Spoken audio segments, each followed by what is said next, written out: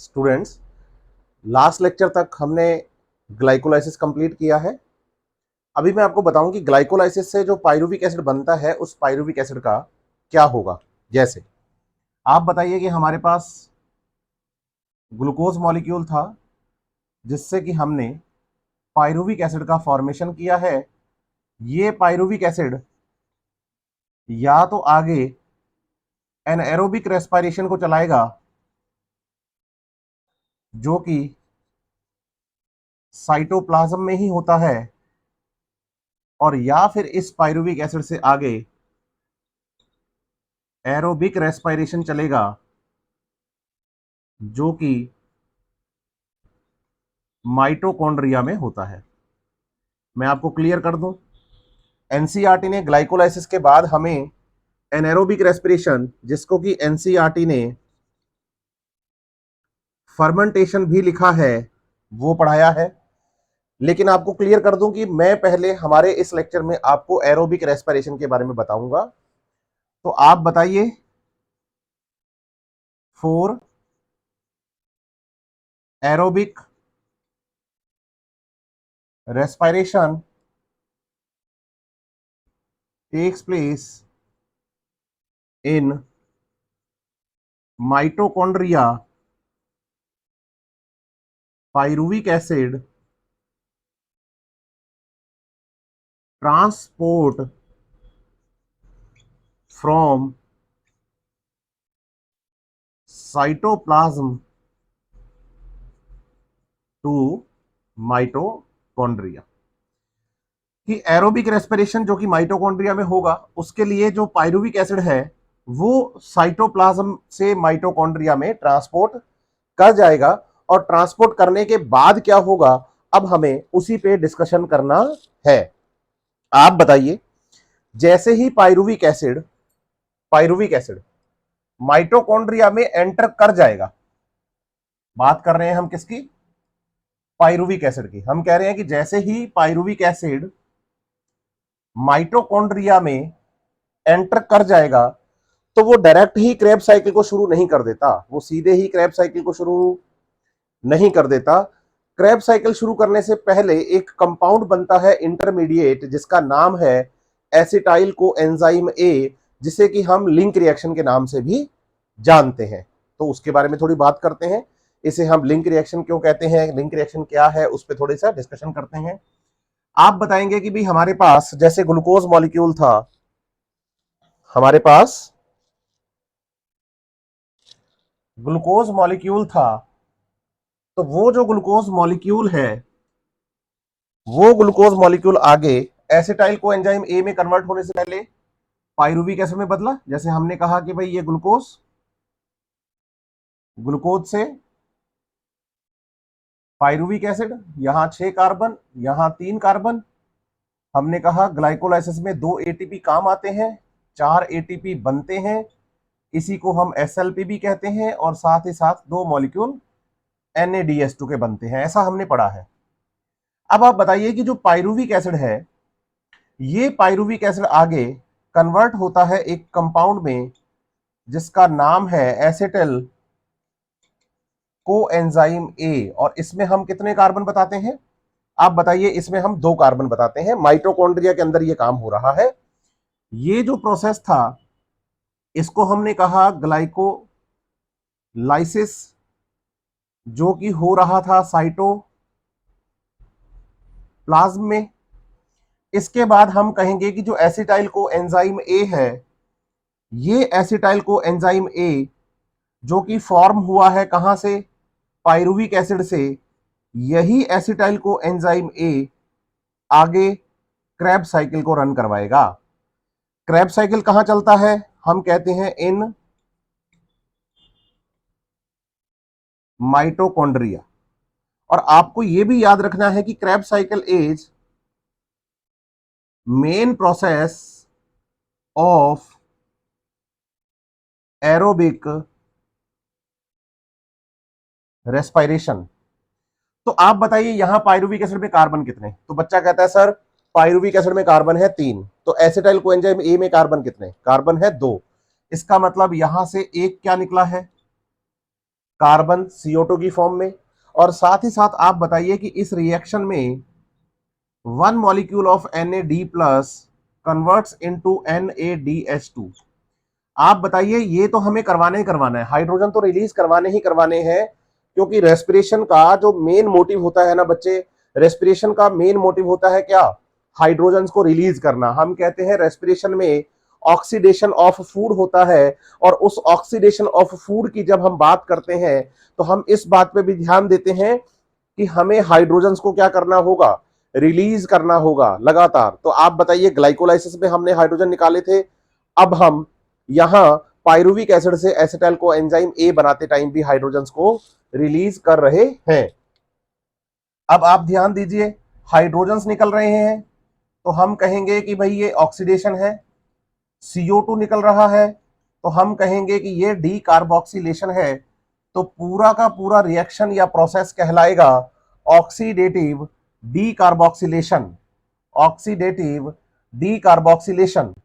और आप बताएंगे कि इस पूरी रिएक्शन को इंड्यूस करने का काम एक एंजाइम कॉम्प्लेक्स करता है जिसका नाम है पाइरुवेट डीहाइड्रोजिनेज एंजाइम। और आपको ध्यान रखना है कि इस एंजाइम का एक्टिवेटर मैग्नीशियम आयन यहां पर हेल्पर की तरह काम करता है। इस रिएक्शन में काम करने वाले एंजाइम कॉम्प्लेक्स का नाम है पाइरुवेट डीहाइड्रोजिनेज, जिसमें आपको बताना है कि एक तो Mg+2 हेल्पर है, एक Na D+ हेल्पर है, क्योंकि जो भी हाइड्रोजन निकलेंगे वो Na D+ लेगा, और साथ में हेल्पर है यहां पर कोएंजाइम ए। कोएंजाइम ए कैसे हेल्पर है मैं आपको समझाता हूं।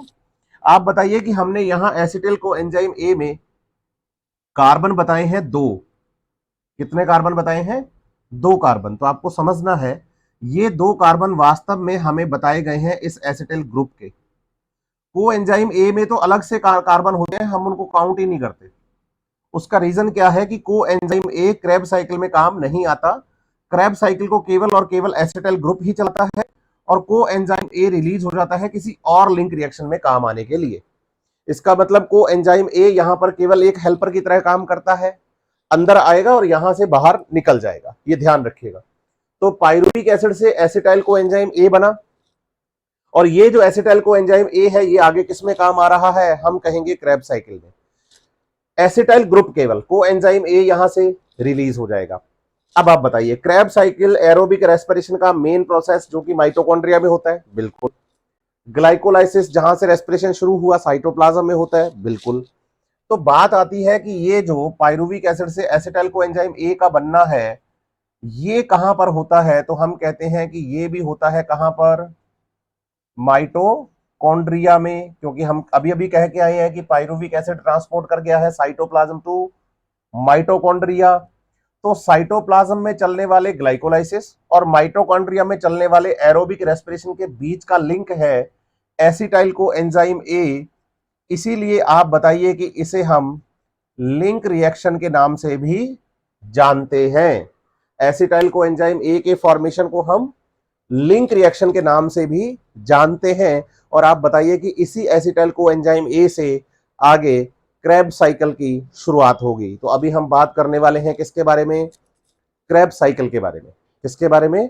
क्रेब साइकिल के बारे में।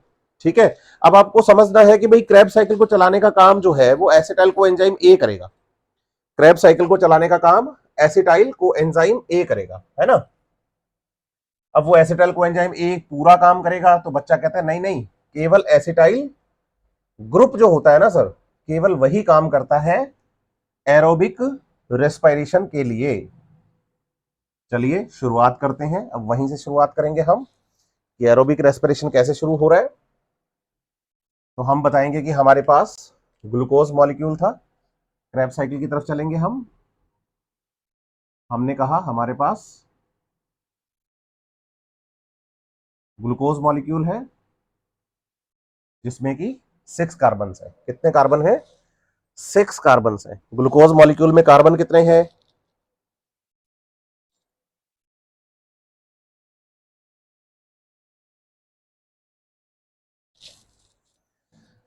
हम बताएंगे 6। इस ग्लूकोज से आगे किसका फॉर्मेशन हुआ?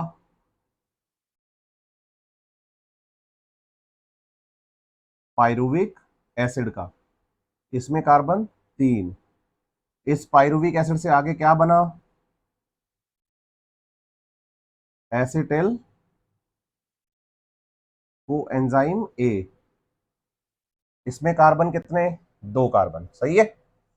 आप बताएंगे कि भाई ग्लूकोज से पाइरुविक एसिड बनते टाइम हमने 2 एटीपी खर्च किए थे, बिल्कुल, लेकिन 4 एटीपी बनाए थे, बिल्कुल, साथ में 2 मॉलिक्यूल NADH2 भी बना था, वेरी गुड। इधर पाइरुविक एसिड से एसिटाइल कोएंजाइम ए बनाते टाइम हमने NADH2 को रिलीज किया और साथ ही साथ हमने CO2 को भी रिलीज किया। इतना हम काम पढ़ चुके हैं पहले से, अभी ये तक हो चुका है, ये एसिटाइल कोएंजाइम ए बनने तक का। अब आप बताइए कि माइटोकॉन्ड्रियल मैट्रिक्स के अंदर एक 4 कार्बन का कंपाउंड प्रेजेंट है जिसे हम नाम देते हैं OAA, ऑक्सैलो एसिटिक एसिड।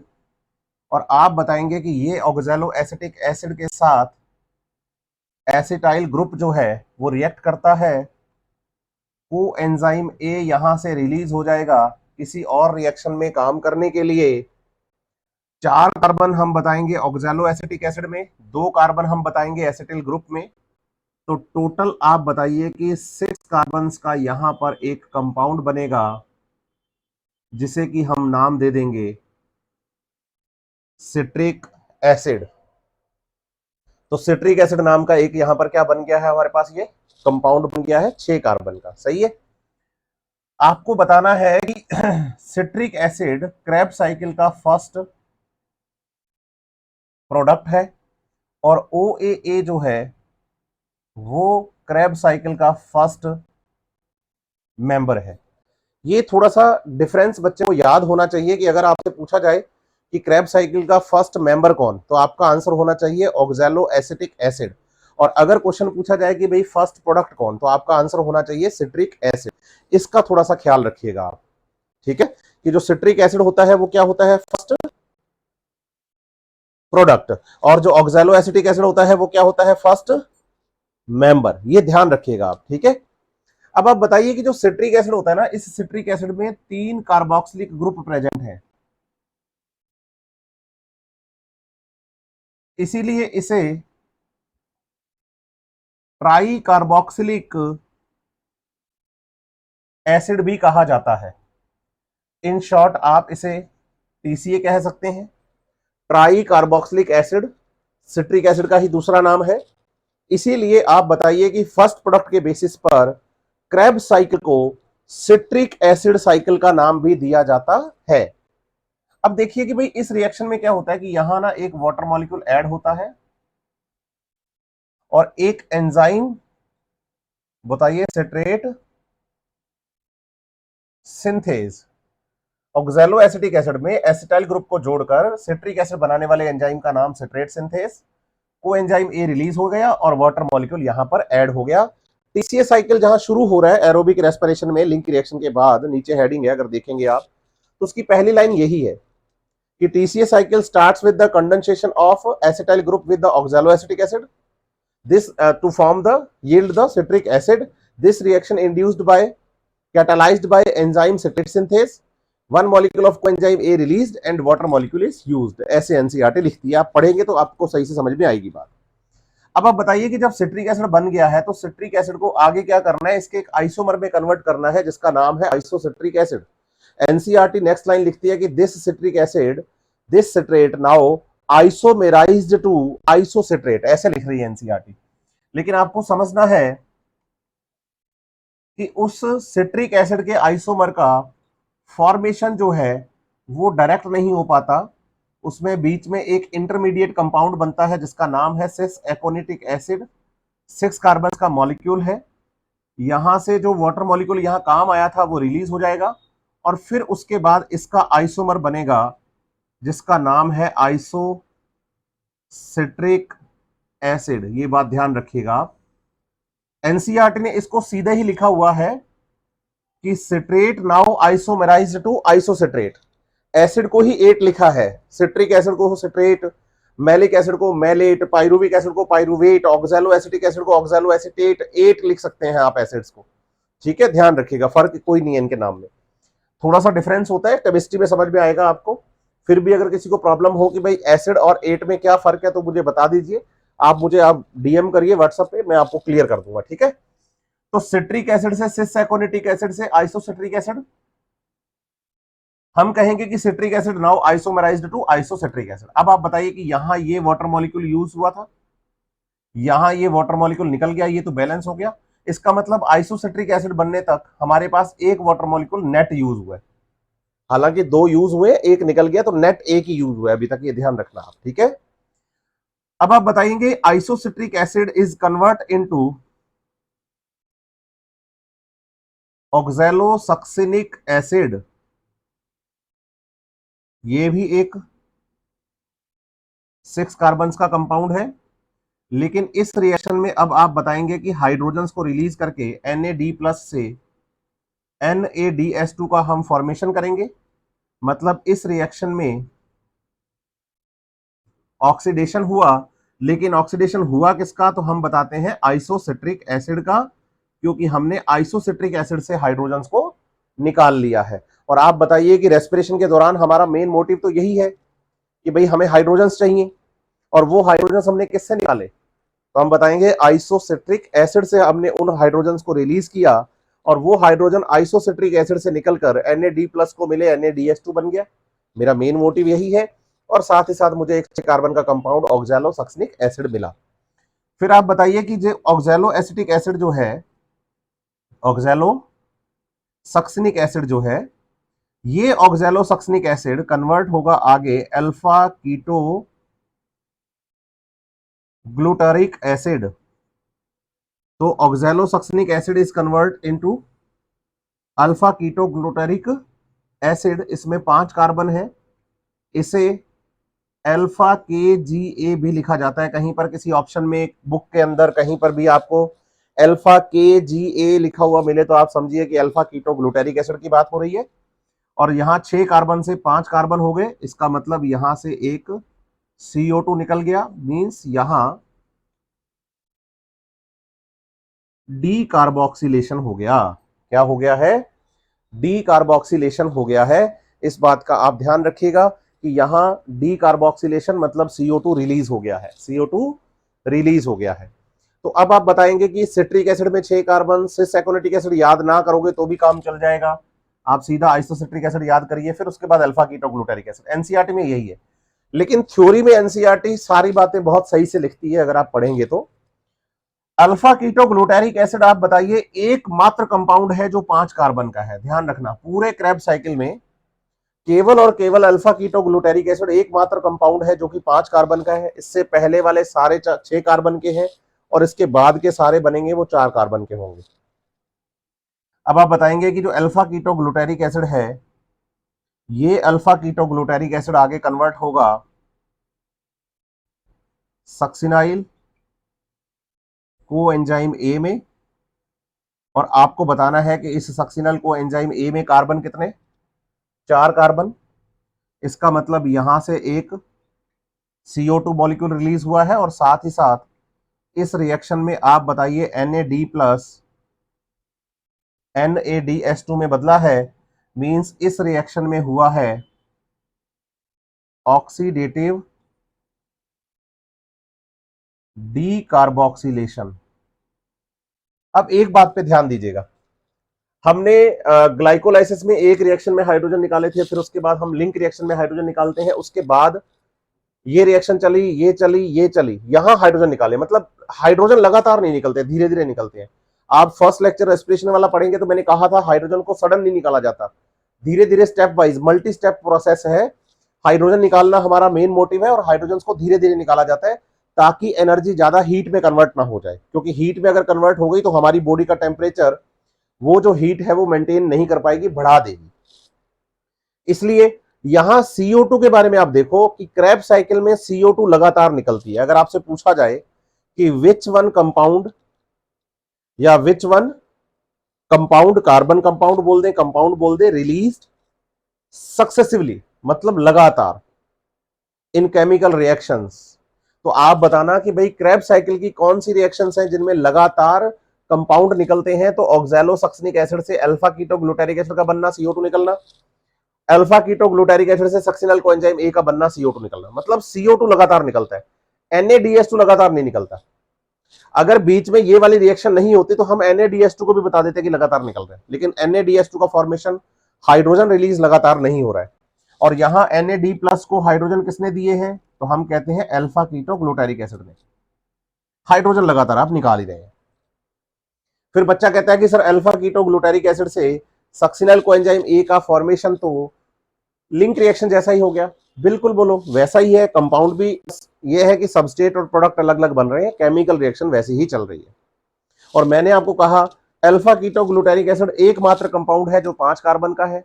इससे पहले वाले सारे 6 कार्बन के, इसके बाद वाले सारे 4 कार्बन के। अब सक्सिनल कोएंजाइम ए में कार्बन 4, ऑक्सैलो एसिटिक एसिड में कार्बन 4। अब आप बताइए, यहां से कोई कार्बन रिलीज नहीं होगा, केवल और केवल हम इन आगे चलने वाली रिएक्शंस में केवल और केवल हाइड्रोजन्स को ही रिलीज करेंगे। मतलब हम केवल अब ऑक्सीडेशन रिएक्शन चलाएंगे, डीकार्बोक्सिलेशन प्रोसेस अब नहीं होगा। अब आप बताएंगे कि जो सक्सिनल कोएंजाइम ए है, ये सक्सिनल कोएंजाइम ए आगे कन्वर्ट होता है सक्सिनिक एसिड में। ये जब हम सक्सिनिक एसिड की बात करेंगे तो हम बताएंगे इसमें कार्बन कितने हैं, 4 कार्बन, क्योंकि 4 कार्बन ही रहेंगे।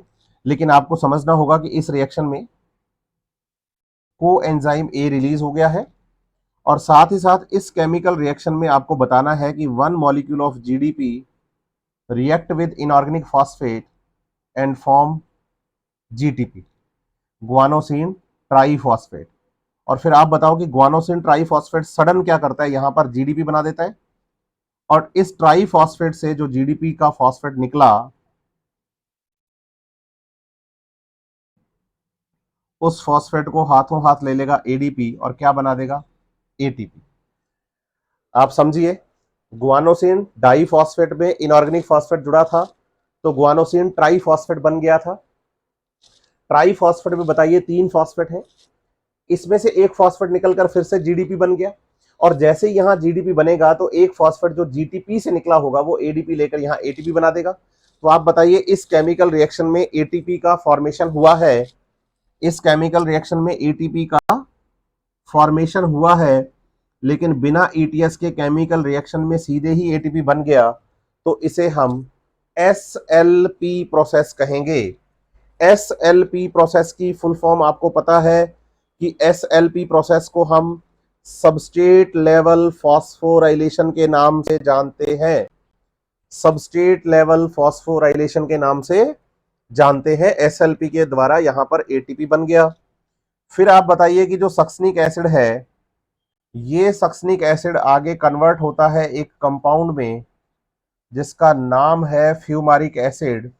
और आप बताइए कि फ्यूमेरिक एसिड में कार्बन होते हैं 4, और इस रिएक्शन में एक FAD+ कन्वर्ट हो जाता है FADH2 में। यहां आपको बताना है कि सक्सनिक एसिड से हाइड्रोजन्स किसको दिए गए, FAD+ को दिए गए, और क्या बना दिया गया, FADH2 का फॉर्मेशन कर दिया गया। मतलब यहां इस रिएक्शन में भी हाइड्रोजन निकले, और हम बताएंगे कि यहां ऑक्सीडेशन हो गया है। मतलब हाइड्रोजन यहां भी निकले, लेकिन इन हाइड्रोजन को NAD+ ने लेकर किसने लिया, FAD+ ने लिया। सक्सनिक एसिड से फ्यूमेरिक एसिड, और फ्यूमेरिक एसिड से हम बताएंगे आगे फॉर्मेशन होता है मैलिक एसिड का। किसका फॉर्मेशन होता है, तो हम कहते हैं कि अब फॉर्मेशन हुआ है यहां पर मैलिक एसिड का। इसमें भी कार्बन कितने हैं, 4, और मैलिक एसिड बनते टाइम यहां एक वाटर मॉलिक्यूल यूज आता है, और फाइनली मैलिक एसिड से हम बताएंगे ऑक्सैलो एसिटिक एसिड का फॉर्मेशन। और इस रिएक्शन में 1 molecule of NAD+ converts into NADH2, means इस रिएक्शन में भी ऑक्सीडेशन हो गया है। इस रिएक्शन में भी ऑक्सीडेशन हो गया है। तो आप बताएंगे ग्लूकोज से पाइरुविक एसिड बनते टाइम NADH2, पाइरुविक एसिड से एसिटाइल कोएंजाइम ए बनते टाइम NADH2, फिर ऑक्सैलो एसिटिक एसिड में एसिटाइल ग्रुप ने रिएक्ट किया सिट्रिक एसिड, फिर से सेकोरिटिक एसिड, आइसोसिट्रिक एसिड से ऑक्सैलो सक्सनिक एसिड बनते टाइम NADH2। मतलब यहां एक NADH2 इस रिएक्शन में यहां पर निकला है। फिर उसके बाद ऑक्सैलोसक्सिनिक एसिड से अल्फा कीटो ग्लूटारिक एसिड, और अल्फा कीटो ग्लूटारिक एसिड से जब सक्सिनल कोएंजाइम ए बना तो दूसरा NADH2 यहां बना है। फिर हम बताते हैं कि यहां सक्सिनल कोएंजाइम ए से सक्सिनिक एसिड, यहां ATP बना। उसके बाद सक्सिनिक एसिड से फ्यूमेरिक एसिड बनते टाइम एक FADH2, और मैलिक एसिड से ऑक्सैलो एसिटिक एसिड बनते टाइम NADH2। इसका मतलब पूरे प्रोसेस में, पूरे साइकिल में 3 ऐसे पॉइंट हैं जहां पर NADH2 बनेगा, एक ऐसा पॉइंट है जहां पर FADH2 बनेगा, एक ऐसा पॉइंट है जहां पर ATP बनेगा या आप इसे GTP भी लिख सकते हैं, और 2 ऐसे पॉइंट है जहां पर CO2 रिलीज होगी। इसका मतलब पूरे प्रोसेस के अंदर ये वाली कैलकुलेशन चलेगी, 3 NADH2, एक FADH2, एक ATP और एक 2 क्या निकले हैं, CO2। पूरे प्रोसेस को ध्यान से देखेंगे आप लोग तो ऐसा आपको दिखाई देगा। बच्चे का अगला डाउट होता है कि सर सक्सिनिक एसिड से फ्यूमेरिक एसिड बनते टाइम निकले तो हाइड्रोजन ही, लेकिन इन हाइड्रोजन्स के रिलीज होते टाइम NAD+ ने हाइड्रोजन क्यों नहीं लिए, FAD+ ने ही क्यों लिए? तो आप बताइए। इसका रीजन होता है एक एंजाइम जिसका नाम आपको बताना है सक्सिनिक डिहाइड्रोजिनेज। ये एंजाइम आपको बताना है कि इनर मेम्ब्रेन ऑफ माइटोकॉन्ड्रिया में है। मतलब अगर आपसे कभी कोई पूछ ले कि क्रेब साइकिल कहां चलता है, तो आप बताना कि क्रेब साइकिल चलता है इन the matrix of the mitochondria, in the matrix of the mitochondria. सही है बात, ठीक है। लेकिन आपको बताना है कि अगर ये स्टेटमेंट आ जाए कि all the reactions of Kreb cycle are occurs in the matrix of the mitochondria, तो इसमें थोड़ा सा ग्लिच है। आपको बताना है कि भाई एक रिएक्शन ऐसी होती है जो माइटोकॉन्ड्रिया की इनर मेम्ब्रेन पर चलती है, वो माइटोकॉन्ड्रियल मैट्रिक्स में नहीं होती है, और वो रिएक्शन होती है सक्सिनिक एसिड से फ्यूमेरिक एसिड का बनना। तो अगर मैं बोलूं all the reactions of Kreb cycle occurs in mitochondrial matrix except one reaction, तो आप बताएंगे बिल्कुल सक्सिनिक एसिड से फ्यूमेरिक एसिड का जो फॉर्मेशन होता है, ये रिएक्शन माइटोकॉन्ड्रिया की इनर मेम्ब्रेन पर चलती है, ना कि मैट्रिक्स में। इस बात का आप ख्याल रखिएगा। ये क्रैब साइकिल आपके पास पूरा हुआ।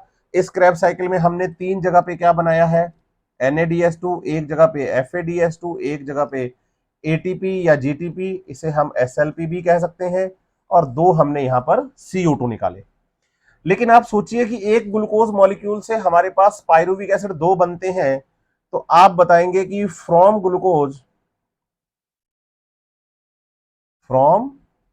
ग्लूकोज ये सारी की सारी कैलकुलेशन मल्टीप्लाई बाय 2 हो जाएगी, सारी की सारी रिएक्शन मल्टीप्लाई बाय 2 हो जाएगी। मतलब पायरुविक एसिड 2 है तो लिंक रिएक्शन भी 2, क्रैब साइकिल भी 2।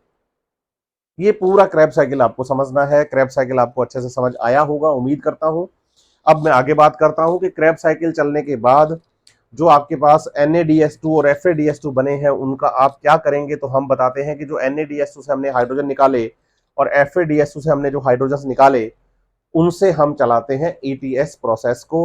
वो ETS प्रोसेस क्या होता है, कैसे ETS चलता है, उस पर थोड़ा सा हम पहले मैं आपको इंट्रोडक्टिव थोड़ा पोर्शन बताऊंगा, उसके बाद फिर हम ETS को शुरू करेंगे, है ना। तो शुरू करते हैं।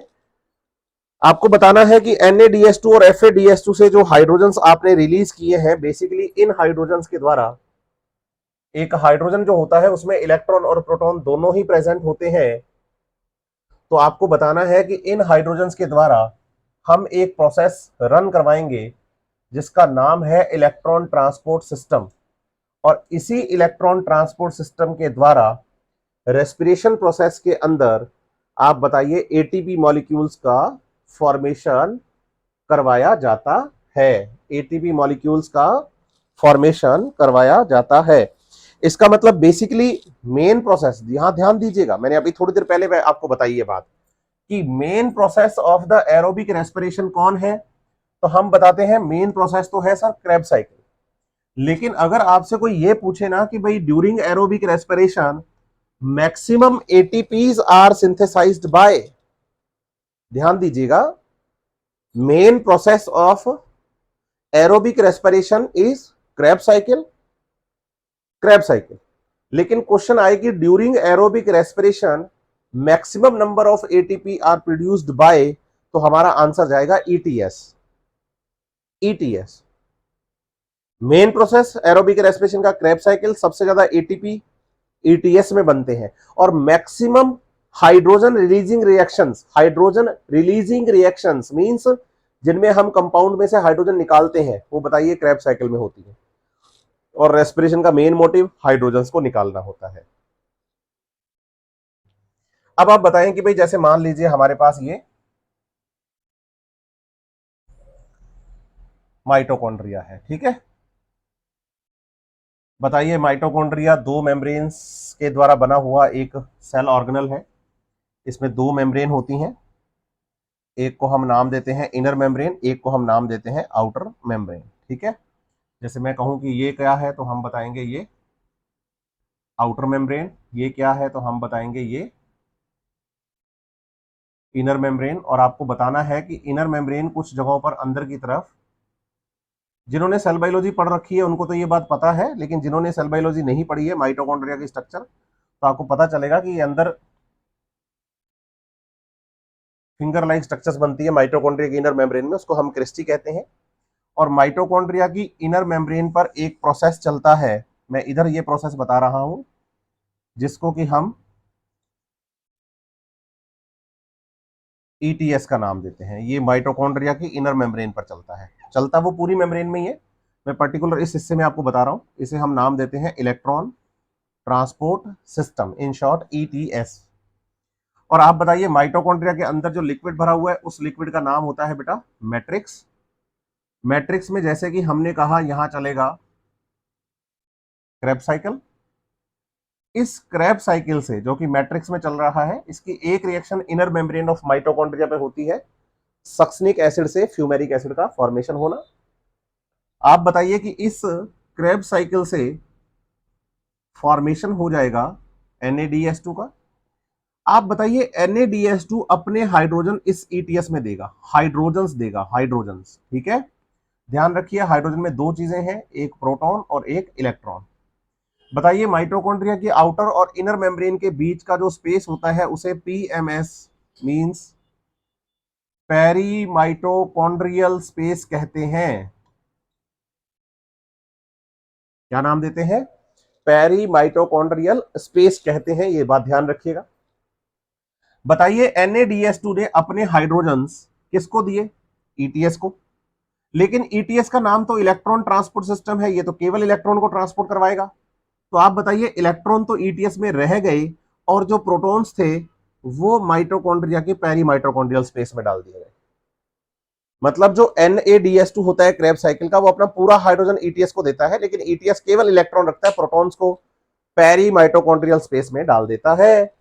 आप बताइए लगातार ये प्रोसेस होता रहेगा तो लगातार H+ ions peri mitochondrial space में आएंगे, जिससे कि पेरी माइटोकॉन्ड्रियल स्पेस में प्रोटॉन ग्रेडियंट डेवलप होगा। और आप बताइए कि प्रोटॉन ग्रेडियंट को तोड़ने के लिए माइटोकॉन्ड्रिया की इनर मेम्ब्रेन पर F0 और F1 पार्टिकल होते हैं। ये H+ आयन यहां से F0 पार्टिकल को क्रॉस करते हैं। जब ये F0 को क्रॉस करते हैं तो यहां पर आपको बताना है कि ADP के साथ इनऑर्गेनिक फॉस्फेट जुड़कर ATP बन जाता है। और इधर क्या है कि जो ईटीएस में से इलेक्ट्रॉन फाइनली निकलेगा, उस इलेक्ट्रॉन को ऑक्सीजन लेकर अल्टीमेटली लास्ट में वाटर का फॉर्मेशन कर देगी। आप जो सांस लेते हैं ना, सांस जैसे हमने कहा ये ऑक्सीजन अंदर गई, तो ऑक्सीजन अंदर जाके क्या करती है? ऑक्सीजन का काम आपके सेल्स में जाके एक ही है, ईटीएस के लास्ट में इलेक्ट्रॉन को लेकर प्रोटॉन को लेकर वाटर बना देना। लेकिन जो NaDH2 के प्रोटॉन्स लगातार इधर आ रहे थे ना, उससे क्या हो गया था, यहां पर प्रोटॉन ग्रेडियंट डेवलप हुआ था और उस ग्रेडियंट के टूटने से यहां एटीपी बना था। तो बेसिकली ये मैं आपको केवल ओवरव्यू बता रहा हूं कि अगर हम क्रेब्स साइकिल की बात करें तो क्रेब्स साइकिल को चलाए रखने के लिए हमें बार बार NaD+ की जरूरत होती है, क्योंकि हम बार बार केमिकल रिएक्शंस में हाइड्रोजन्स को रिलीज करते हैं। क्रेब्स साइकिल को चलाए रखने के लिए बार बार हमें हाइड्रोजन NaD+ की जरूरत है, वो हमें ईटीएस देता है।